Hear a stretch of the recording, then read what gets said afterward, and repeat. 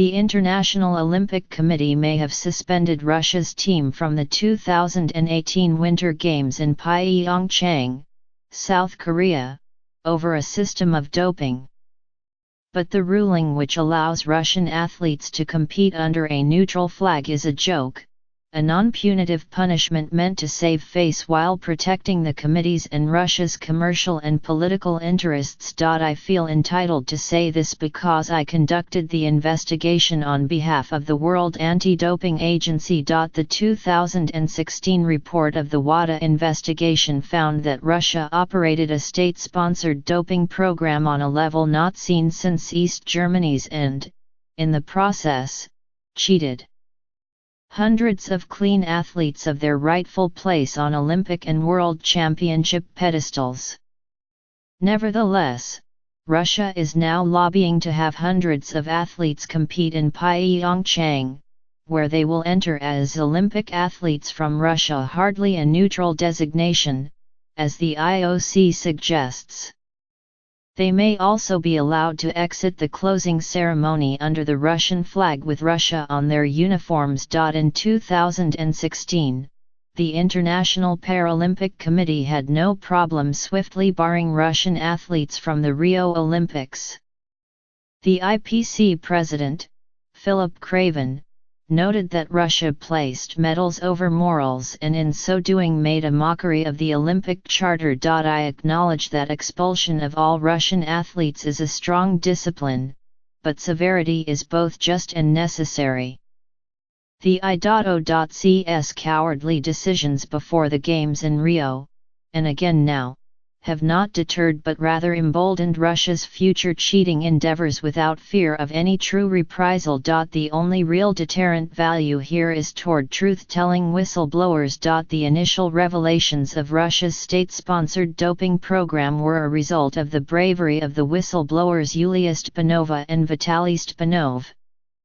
This husband, a former employee of the Russian anti-doping agency, and wife, an elite runner, possess a selfless and concerned patriotism.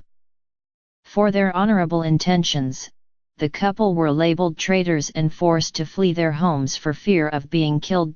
They believed in clean sports, so did I when I started the investigation. As it grew, I realized it was larger than I had suspected and would require more resources.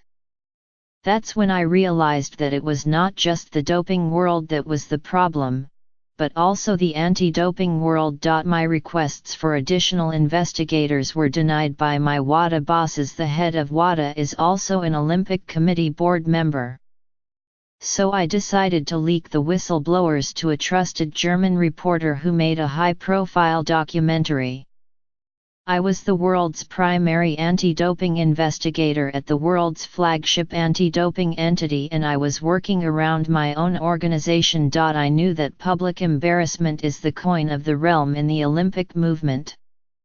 As I had hoped, the documentary pressured WADA to provide me with resources to conduct a full-scale investigation. The investigation supported a Russian athlete's claim and corroborative testimony given by other Russian athletes that 99% of their national-level teammates were doping. We discovered that when a Russian athlete rose to the national level, he or she had no choice in the matter. It was either dope, or you're done. Athletes and coaches were connected with Russian doctors who designed doping regimens, and actually trafficked and stored controlled substances within Russian sport ministry buildings. I spent most of my career as an agent with the Drug Enforcement Administration investigating drug cartels, and even they were less brazen. Everyone from Russia's doping control officers to its secret police helped ensure that athletes would not fail drug tests, or if they did, it would be covered up. Despite all of that, I am less disappointed with Russian athletes than with my own professional peers, key figures in global anti-doping who have supported the IOC's neutrality decision. I have heard the decision called a moral victory. In my experience, a moral victory is only claimed in a losing effort.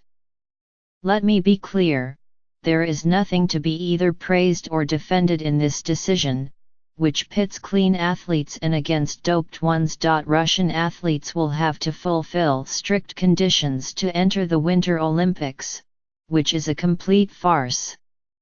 This punishment ensures that clean athletes will face dirty ones. One only need look at the hundreds of clean tests from habitual dopers like Lance Armstrong and Marion Jones. Even WADA's former head said only the dopey dopers get caught. Once again, the IOC will ensure that some supposed Olympic champions will eventually have their medals stripped by new doping tests on their stored samples. Years will pass before the true Olympic champions are recognized and receive their medals in the mail, not on the podium. Even now, Russia remains uncooperative. Information WADA requested has still not been turned over. Russian officials have not admitted guilt, but they have intimidated witnesses and continued to dope even during the investigation. There is currently no intelligence I have seen or heard about that indicates the state-sponsored doping program has ceased. In fact, the evidence suggests it continues.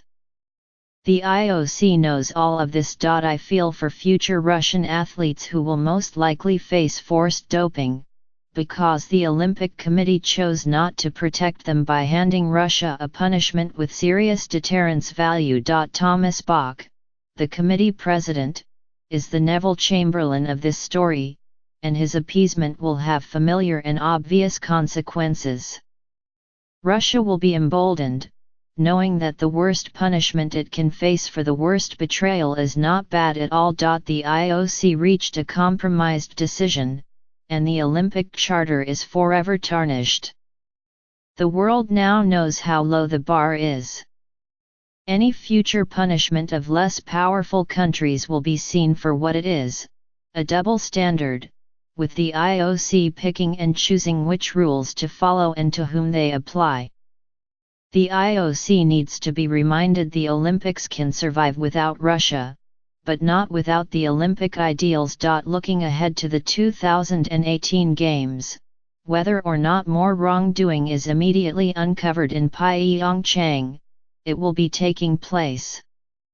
Spectators and athletes should consider the final medal count in February as a temporary placeholder, to be adjusted over the next decade as athletes are retroactively disqualified. Fortunately, the change needed is not complicated, a new slate of Olympic leadership that will put the spirit of the Charter first, and simply hold member nations to it. Sports provide a rare platform that allows people across the country and world to engage in meaningful and civil ethical discussions. Decency and doing what is right are core values within sports, not secondary concerns. The International Olympic Committee needs to clean house, and bring in new leaders who not only understand these principles, but will live by them.